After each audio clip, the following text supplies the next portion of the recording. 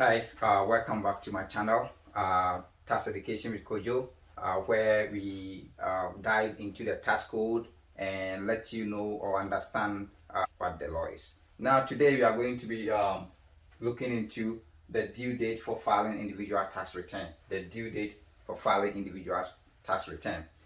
You all know that tax returns have a due date, both individual and business tax returns. But today our main focus is going to be on the individual tax return.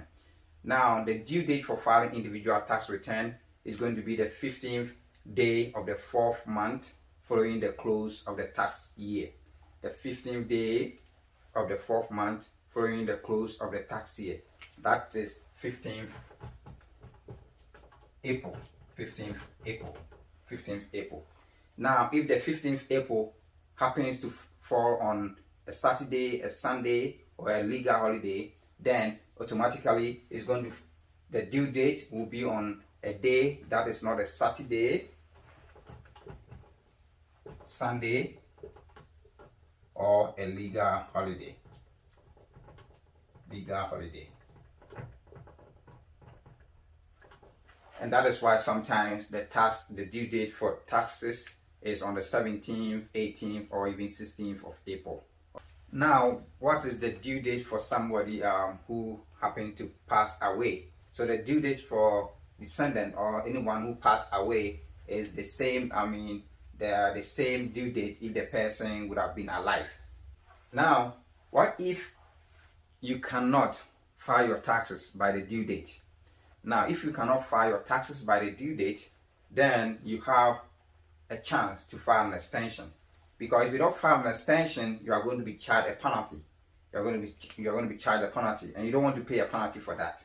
So that means that by 15th of April, if you know you cannot file your tax by that date, then you need to file an extension by filing a form called a 4868. Form 4868. That will give you an automatic extension of 6 months. Automatic extension of 6 months. And then 6 months from here is going to be October 15th.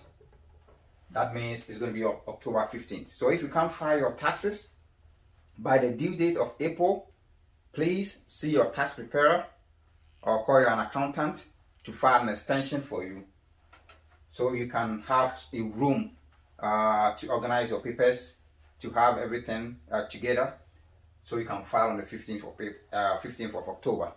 That will prevent you from paying a penalty. So one thing that you have to know too is that filing an extension does not exempt you paying interest on the taxes that is due.